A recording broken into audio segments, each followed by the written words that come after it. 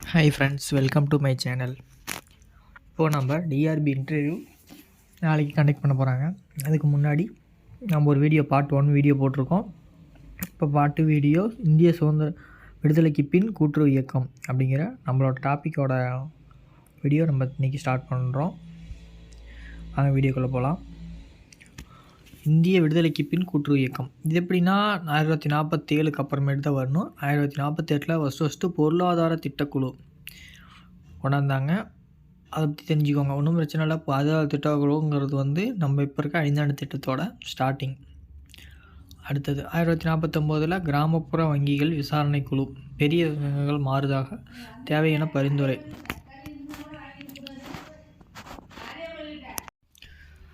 1951 அகில இந்திய கிராம கடன் மதிப்பீட்டு குழு, நம்ம ஏடி கோர்வாலா குழு. இதுவும் முக்கியமான குழு, எல்லா எக்ஸாம்லேயும் கேட்டுட்ருக்காங்க. ஏடி கோர்வாலா குழு 1951. இவர் என்னென்ன பரிந்துரை பண்ணாங்க அப்படிங்கிறத கேட்க வாய்ப்பு இருக்குது. 1951 ஏடி கோர்வாலா என்னென்ன சொன்னார், அதோட பரிந்துரைகள் என்னென்ன அப்படிங்கிறத பார்ப்போம். ஏடி கோர்வாலா என்ன சொல்லியிருக்காரு, மாநில அரசு பங்கு பெறும் வகையில் அமைய வேண்டும், மாநில அரசு கூட்டுறவு சட்டம் திருத்த வேண்டும் அப்படின்னு சொல்லியிருக்காரு. கூட்டுறவு என்ற வார்த்தை அழகிய மரத்தின் கன்று அரசின் கையில் உள்ளது அப்படின்னு சொல்லியிருக்காரு. கிராமப்புற கடன் நீட்டு பத்திரத்தை அங்கீகரித்தது யார்? ஏடி கோர்வாலா குழு, அகில இந்திய கிராம கடன் மதிப்பீட்டு குழு. இக்குழுவின் அடிப்படையில் 11 தமிழ்நாடு கூட்டுறவு சங்கங்களின் சட்டம் 1961 சட்டம் இதிலிருந்து தான் வந்தது அப்படிங்கிறாங்க. 122 பிரிவுகள், அது உங்களுக்கு தெரியும். 103 விதிகள் இருக்குது அதோட 1961 சட்டம். அடுத்த கொஸ்டின் பார்க்கலாம். இதோட அறிக்கையை பற்றி 1954. இதுதான் 3.51% மட்டும்தான் கூட்டுறவு சங்கத்தில் கடன் வழங்குறாங்க. 50% ஆண்டு சாதனை தோல்வி அடைந்துவிட்டது, எனினும் அது வெற்றி தலை துவங்க வேண்டும் அப்படின்னு ஏடி கோர்வாலா சொல்லியிருக்காரு. 1958 தேசிய வளர்ச்சி குழு, கூட்டுறவு எந்த மாதிரியான நிபந்தனைகளை விதிக்கணும் அப்படிங்கிறத சொல்லியிருப்பாங்க. 1960 கூட்டுறவு கடன் ஆய்வு குழு, விஎல் மேத்தா குழு. இந்த குழு என்ன சொல்கிறாங்கன்னா, கிராமப்புற சங்கங்கள் வலிமையான 4 மைலுக்குட்பட்ட சங்கங்களை சேர்த்து கூட்டுறவு சங்கங்களை அமைத்தல், வலுவான கூட்டுறவு சங்கங்களிடமிருந்து பங்கு தொகை எடுத்தல், அதிக டெபாசிட் பெறுதல், கடன் விற்பனை திட்டம் வலுப்படுத்தல், தணிக்கை மேற்பார்வை அதிகரித்தல். இதெல்லாம் இவங்களோட விஎல் மேத்தாவோட பரிந்துரைகள். 1961 தக்காவி கடன் குழு, தமிழ்நாடு கூட்டுறவு சங்கங்களின் கூட்டுறவு சட்டம் 1961 தெரியும். இந்திய விவசாயிகளுக்கு தக்காவி கடன்கள் கூட்டுறவு மூலம் வழங்கவிட வேண்டும். கூட்டுறவு நிறுவனங்கள் விவசாய விளைபொருட்களை உற்பத்தி, நில சீர்திருத்தம், நிதி உதவி செய்யப்பட்டனவா அப்படின்னு சொல்லி பார்க்குறாங்க. 1961 சட்டத்தில் பார்த்திங்கன்னா என்னென்ன சிறப்பம்சம் அப்படிங்கிறத நம்ம பார்க்கலாம். இது ஒரு சட்டத்துலேயுமே உங்களுக்கு ஒரு சிறப்பம்சம் இருக்கும். அது என்னென்னங்கிறத நம்ம கவனிக்கணும். ஏடி கோர்வாலாவோட பரிந்துரையின் அடிப்படையில் தான் 1961 சட்டம் வந்திருக்கும். இதில் கடன் சங்கம், விற்பனை சங்கம், பண்டகசாலை அமைக்க இது ஒரு அரிய வாய்ப்பாக அமைஞ்சுது. இதேமாரி ஒரே நேரத்தில் 5 சங்கங்களுக்கு மேல் நிர்வாக குழுவில் யாரும் இருக்கக்கூடாது. ஒரு நிர்வாகி ஒரு சங்கம் அப்படின்னு எடுத்துக்கிட்டோம்னா அதேமாதிரி 5 சங்கம் அதே வகையில் இல்லாமல் வேறு வகையில் 5 சங்கத்தில் அவர் நிர்வாக குழுவாக இருக்கலாம். அதேமாரி வருமான வரி, பதிவு கட்டணத்திலேருந்து விலக்கு அறிவிச்சிருக்காங்க.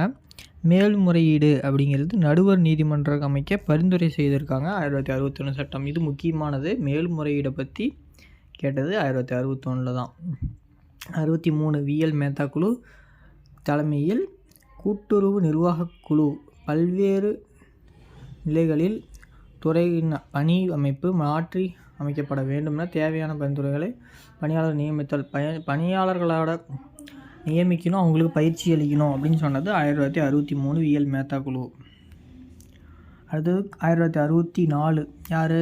கூட்டுறவு விற்பனை குழு, பேராசிரியர் எம்எல் டான்ட்வாலா குழு. இவர் என்ன சொல்லியிருப்பார்? கூட்டுறவு விற்பனை சங்கங்களின் நிதி வசதி மேம்படுத்துதல், விவசாய விளைபொருட்கள் விற்பனை செய்தல், விற்பனை இணைப்பு திட்டம், அடுத்தது அத்தியாவசிய பொருட்களை விநியோகம், இது எல்லாமே மேத்தா குழு கூட்டுறவு விற்பனை குழு. 1965 மிர்தா குழு. மிர்தா குழு என்ன சொன்னாங்கன்னு பார்த்தீங்கன்னா, கூட்டுறவில் அனைவருக்கும் அனுமதி, எல்லாரும் அனுமதிக்கலாம், ஜனநாயக அமைப்பு. இது சொன்னது யாருன்னா மிர்தா. உபரி நிதியை பயன்படுத்தணும், சிக்கனம், சுய உதவி, ரொம்ப குழப்பிக்காதீங்க. அவங்கவுங்க என்னென்ன சும்மா அப்படியே ஒரு கிளான்ஸ் பார்த்துட்டு மட்டும் போயிருங்க. 1964 அகில இந்திய கிராம கடன் மறு ஆய்வுக்குழு. இது யார்? வெங்கடப்பையா, எல்லாத்துக்கும் தெரியும். 69 அறிக்கை சமர்ப்பித்தாங்க. இவர் யாருன்னா ஆர்பிஐ கவர்னர். தீவிர விவசாய திட்டத்தையும் கிராம கடன் விநியோகத்தையும் 4ஆம் ஐந்தாண்டு திட்டத்தில் பரிசீலித்து கடன் கொள்கை அதன் நடைமுறை. சிறு விவசாய முன்னேற்ற கழகம், கிராம மின் வசதி கார்ப்பரேஷன், விவசாய மறுநீதி கழகம், இதெல்லாம் அமைக்க பரிந்துரை பண்ணது அகில இந்திய கிராம கடன் மறு ஆய்வுக்குழு. 1969 ஆர்பி சரையா குழு. இது என்ன? பல்நோக்கு சங்கங்கள், இதர வகை சிறப்பு சங்கங்கள். உதாரணமாக என்னென்னா வீட்டு வசதி, தொழில் கூட்டுறவு சங்கங்கள், மீனவ கூட்டுறவு சங்கங்கள், இந்த சங்கங்கள்லாம் அமைக்க பரிந்துரை செய்தது. இது 1971 ஒரு மாநாடு, அமைச்சர்கள் மாநாடு, அவ்வளோக்காக கேட்க மாட்டாங்க. 1974 கூட்டுறவு நிலவள வங்கி குழு நடந்திருக்கு. இது கேட்பாங்க. 1977 கூட்டுறவு நகர வங்கி, கே மாதவதாஸ் குழு. என்ன வங்கி பற்றி உங்களுக்கு தெரியும் அப்படின்னு கேட்டாங்கன்னா, கூட்டுறவு வங்கியை பற்றி ஆராய்ஞ்சு அதை வங்கிகளை வலிமைப்படுத்துறதுக்காக வந்த குழு. 1977 வந்துருக்குங்க அப்படின்னு சொல்லுங்கள். 1989 வேளாண்மை கடன் பரிசீலனை குழு, பிஸ்னஸ் பிடிபின்னு வந்துட்டாவே குஸ்ரோ குழு. 1986 இது அமைச்சாங்க. இது யாருன்னா, குஸ்ரோங்கிறது யாருன்னா இந்திய ரிசர்வ் வங்கியோட இவர் ஒரு இதாக இருந்திருப்பார், அதிகாரியாக இருந்திருப்பார், ரிசர்வ் வங்கி கவர்னரோட இருந்திருப்பார். இந்திய ரிசர்வ் வங்கி தான் இதை அமைச்சிருக்கோம். 1989 இதோட அமைக்கை சமர்ப்பித்தாங்க. விவசாய கூட்டுறவு சங்கங்கள் செயல்பாடுகள் மற்றும் இடர்பாடுகளை களைப்பட அறிவுரை பரிந்துரை பண்ணது. இது NCBI, national cooperative bank of India, இது அமைக்க பரிந்துரை கொடுத்தாங்க. அடுத்தது 2004 பேராசிரியர் வைத்தியநாதன் குழு. இது என்ன? இவங்களோட பரிந்துரை என்ன அப்படின்னு பார்த்தோம்னா, மூலதனம் அதிகரிக்கப்பட வேண்டும். அதாவது வேளாண் சங்கங்களுக்காக அமைக்கப்பட்ட குழு இந்த குழு. இது வைத்தியநாதன் குழு. வழங்குவதில் ஏற்பட்ட தேய்வினை போக்கிட பேராசிரியர் வைத்தியநாதன் குழு வந்தது.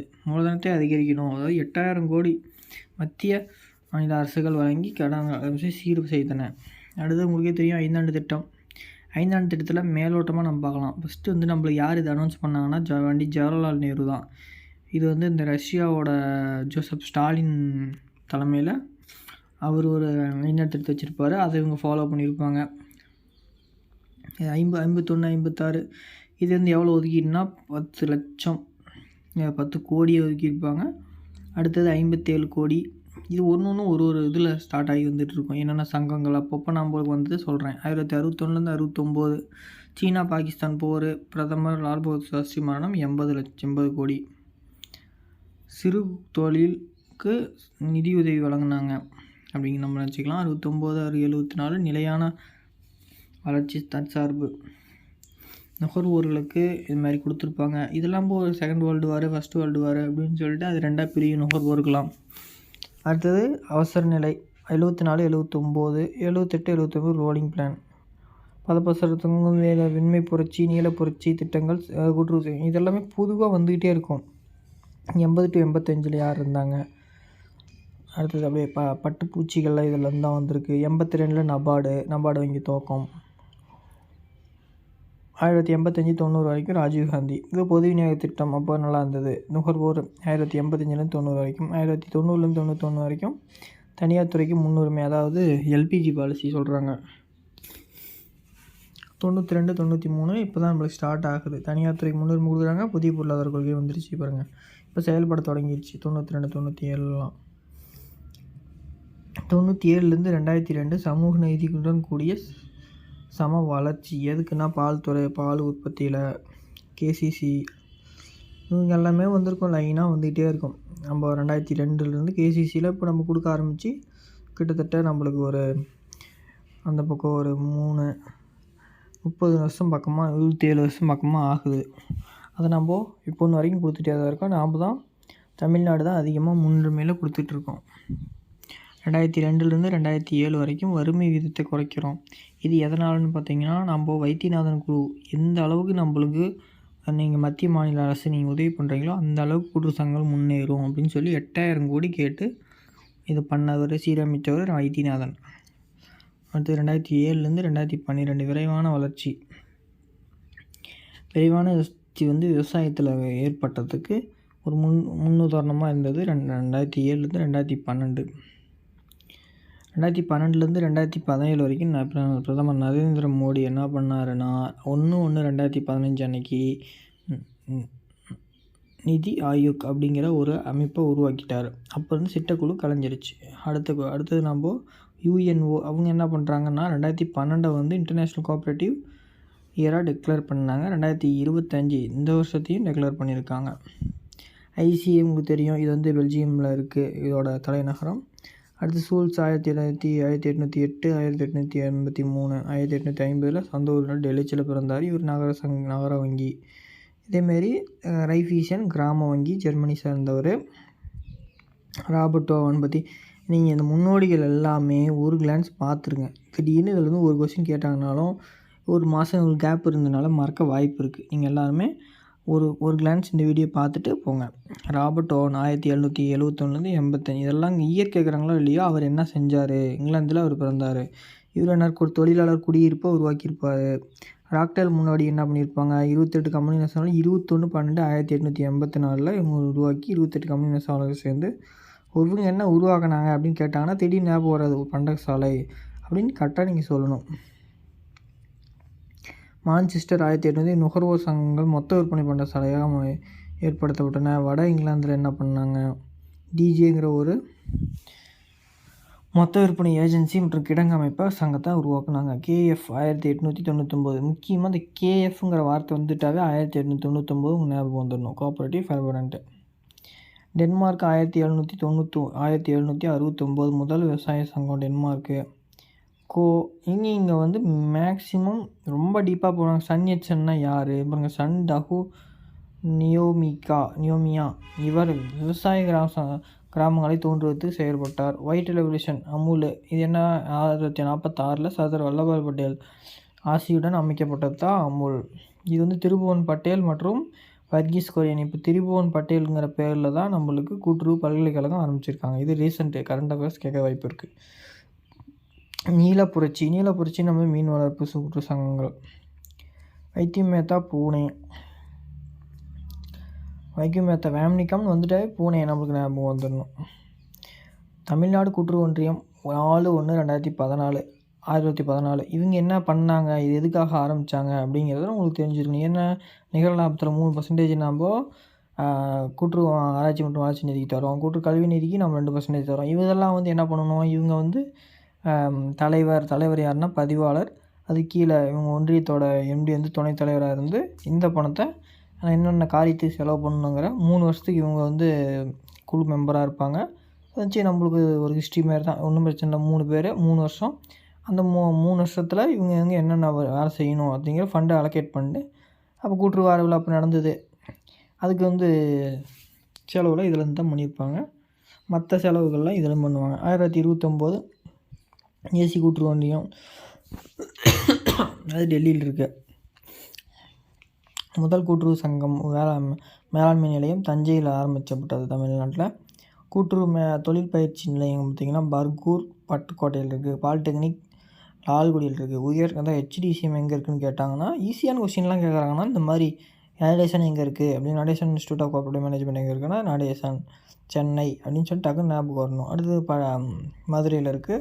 கூட்டுறவு வார விழா 1954 முன்னாள் பிரதமர் ஜவஹர்லால் நேரு பிறந்த நாளாக அது என்னென்னு கொண்டாடுறாங்கன்னா நவம்பர் 14 to 20 நம்ம கொண்டாடிட்டுருக்கோம். எதனால் கொண்டாடுறாங்க, நவம்பர் 14, 20 நம்மளுக்கு தெரியும்.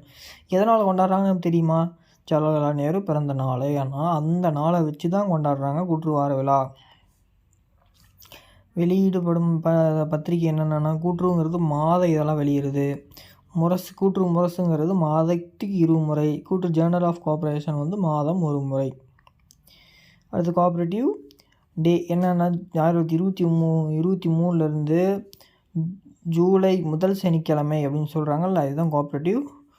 முதல்ல 7th அப்படின்னு வந்தது. 7th ஜூலை 2023 வந்தது. இப்போ வந்து வருஷம் ஜூலை முதல் சனிக்கிழமையில் வருது.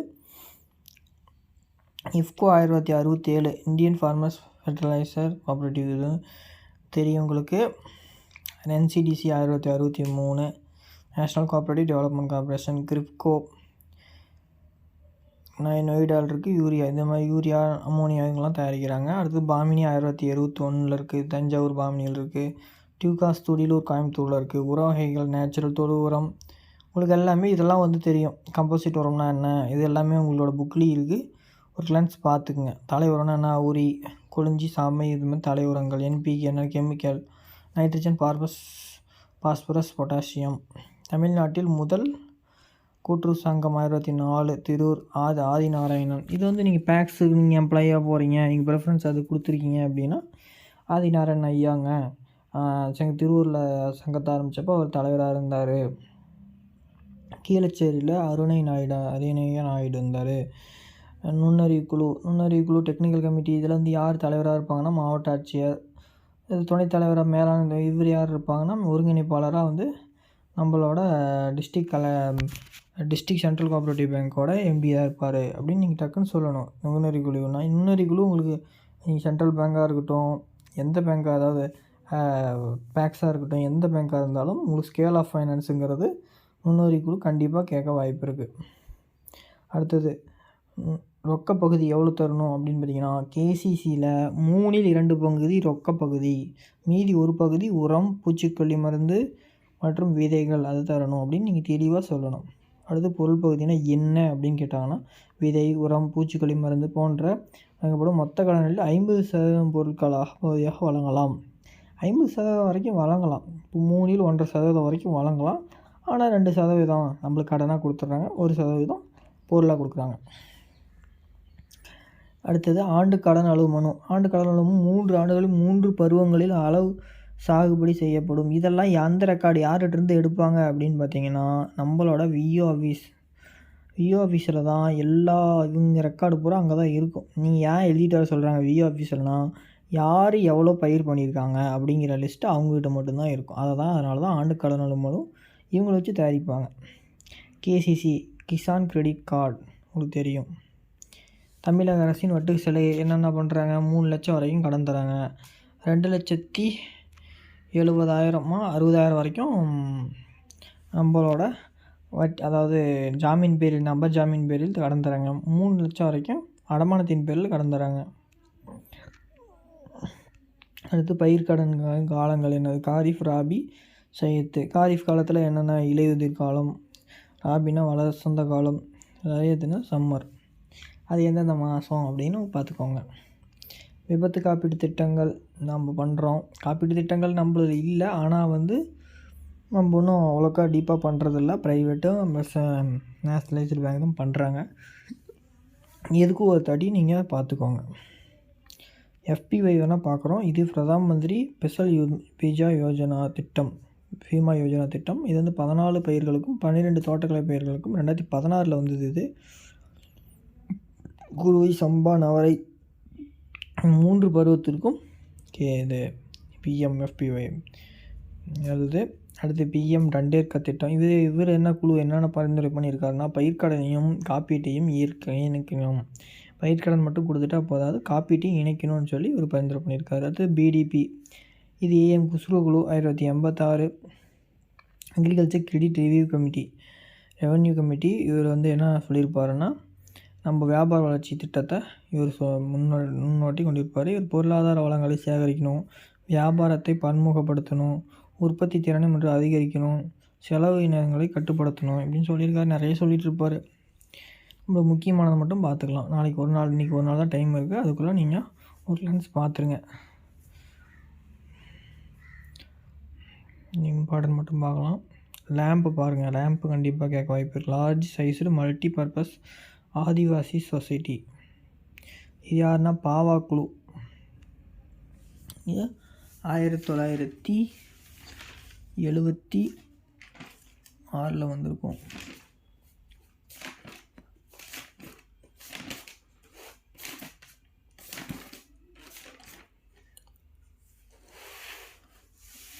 அடுத்த கொஸ்டின் பார்க்கலாம். நபார்டு 1900, நாஃபெட்டு நம்ம 78, 1958 national agricultural cooperative marketing federation. இதோட தலைமையகம் டெல்லியில் இருக்குது. அடுத்தது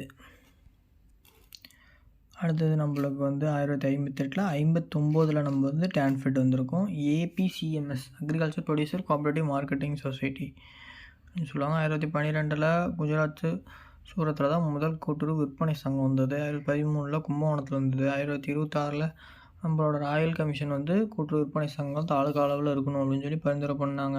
நாஃபெட்டு உங்களுக்கு எல்லாமே தெரிஞ்ச கொஸ்டினாக தான் இருக்கும். நீங்கள் கொஞ்சம் பயப்படாமல் தைரியமாக ஆன்சர் பண்ணுங்கள். கண்டிப்பாக நீங்கள் சக்ஸஸ் ஆகலாம். 1966 பிறகு பிரதம கூட்டுறவு விற்பனை சங்கங்களின் தலைமை சங்கமாக மாறியிருக்கு. அடுத்தது கோஆப்ரேட்டிவ் சுகர் பார்த்திங்கன்னா, சுகர் வந்து 1951 மகாராஷ்டிராவில் சர்க்கரை ஆலை துவங்கிச்சு. 1250 டன் கரும்பு புளியும் சக்தி வாய்ந்த இயந்திரங்களை தேவை செயலியாக சுமார் 25 மைல் சுற்றளவுள்ள இத்தனை ஏக்கர் இருக்கணும் அப்படின்னு சொல்கிறாங்க. இது மேலோட்டமாக பார்த்துட்டு போங்க. சர்க்கரை ஆலைகளின் துணை பொருட்கள் என்னென்ன அப்படின்னு ஆல்கஹால், ஸ்பிரிட்டு, கழிவுலேருந்து மிட்டாய் தயாரிக்கிறாங்க. இதெல்லாம் உங்களுக்கு தெரியும். அழுத்தமண் தயாரிக்கிறாங்க. உரங்கள், காகிதங்கள் இதெல்லாமே தயாரிக்கிறோம். தமிழக அரசின் சர்க்கரை ஆலைகள் மொத்தம் எத்தனை? கூட்டுறவில் 16, பொதுத்துறையில் 2, தனியார் துறையில் 25. இதோட இணையம் எங்கே இருக்குதுன்னு பார்த்தீங்கன்னா 1962 ஆவின், இப்போ இருக்கிற ஆவின் நந்தனத்தில் இருக்க ஆஃபீஸுக்கு பின்னாடி ஹெச்ஓக்கு பின்னாடி தான் இந்த கூட்டுறவு சர்க்கரை ஆலையோட இணையம் இருக்குது. 1962 பால்வள கூட்டுறவுகள் 1926 சென்னை நகர சுற்றியுள்ள பகுதிகள் வந்து ஆரம்பித்தாங்க. இது ஒரு ஒன்றியமாக இருந்தது. 1927, 28 74 தேசிய பால்வள கொடுமுடியில் ஒரு முதல் கூட்டுறவு பால் உற்பத்தியாளர் சங்கத்தை 74 தொடங்குச்சு. 78 அரசாணை 1000 படி இது வந்து பேர் மாற்றிருப்பாங்க. என்ன பேருனா கூட்டுறவு பால் உற்பத்தியாளர் சங்கம். இதே மாதிரி தான் இதுவும் 76, 26, 27 இது 27, 28 ஆரம்பிச்சிருப்பாங்க. மாவட்டத்தில் வந்து கோவை மாவட்டத்தில் தான் ஃபஸ்ட்டு அந்த பால் வழங்கும் சங்கங்கள் ஒன்றியம் துவங்கப்பட்டுச்சு. அடுத்தது 38 மதுரையில். தமிழ்நாடு பால் உற்பத்தியாளர் இணையம் துவங்கப்பட்டது 72, செயல்பட தொடங்கினது 80. முதல் பால் பெருக்க திட்டம் 1980, 72 துவங்கி 80 முடிவடைஞ்சது. ரெண்டாவது பிறகு 1980. திட்ட செயல்முறைகள் இனவர்த்தி நம்ம மருந்து வசதி, மருத்துவ வசதி, தீவன உற்பத்தி, விளம்பரம், பயிற்சி எல்லாமே பண்ணுறாங்க. ஆவினுங்கிறது ஒரு வணிக முத்திரை, அதை நம்ம ஞாபகம் வச்சுக்கலாம்.